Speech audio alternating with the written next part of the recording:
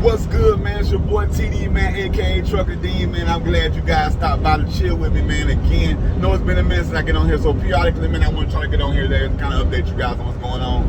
If you guys need game, man, you already know I'm down with Hirschback, man. So if you guys need game, of course, call me. Best to call me before you put your application in so I can help you with any kind of bumps, scrapes, or bruises you may get. You know what I mean? On your way coming in, anything you might need to go around, your record not perfect, man, give me a call. But anyway, just doing today, man. I'm so happy to got doggone get on here, man. Tell y'all what I'm going through today, man. I'm actually was taking a load from Detroit to Colorado for General Motors. Of course, I leave Detroit. I drive 800 miles, almost making it to Colorado. Of course, I had about 300 miles left or whatever. I go to sleep, okay, wake up next morning, drive another 100 miles, just to find out that General Motors, which you guys probably heard about it, is on strike. You hear me, man? On strike. It wouldn't have been a bad thing. I understand you come together, man, to make them people pay more, you know, whatever the case may be. But I got a load for you guys. And by y'all being on strike, no trucks can go in and no trucks can come out. I had to shut down and figure out what am I gonna do with this load of shit that goes to GM. Never dealt with this before in my whole career of trucking. I'm sure other people may have that got more time in, but this is the first time that I've even known about GM doing any kind of shutdowns. I guess they're a union, and they feel like, hey man, they made like shit. I think I ain't gonna say 300% profit, but they made a high percent of profit, and I guess worked the heck out of their workers, and the workers, like, they came together, the union came together and said, okay, we're gonna strike. We're not gonna do crap until y'all, you know, we come to an agreement to where you guys can pay us more, which I understand, man, because the food and prices, if you guys know, as I'm sure you have, the food and stuff and price and stuff of consumer goods has went up. Everything's going up. The price on everything's going up except the pay. Even when it comes to these truck industry, you know what I mean? The rates are down and the fuel is up. It's almost definite, because if we stop or stick together, or if we strike, if the truckers strike like GM strike, I guarantee you that money will change. Everybody get paid what they're worth. You know what I mean?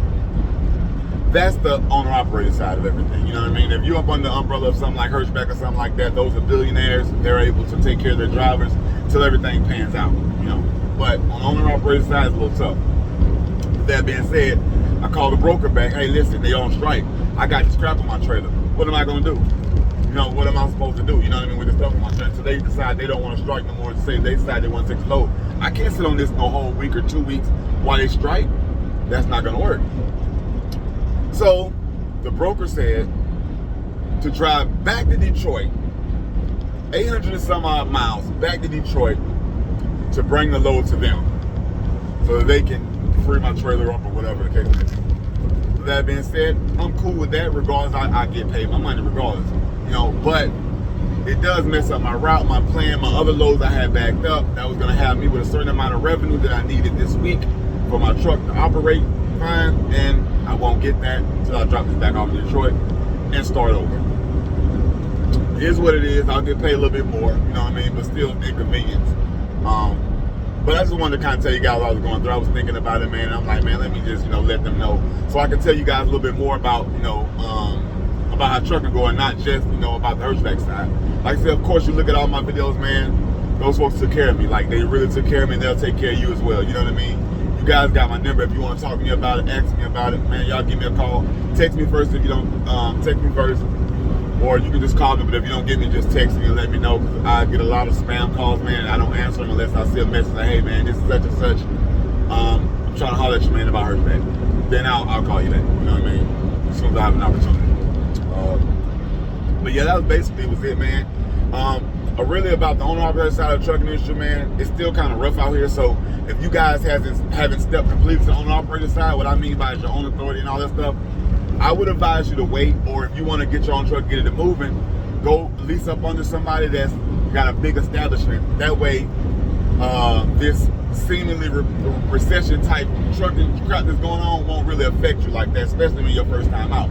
Now, like I said, you're a grown man. You know, if you can handle it, some people can handle it. You know, I'm not telling you it's impossible to do, but what I'm saying is there's a better time to, you know, to do that when the industry like really, really pumping, so you can eat really, really good with less overhead.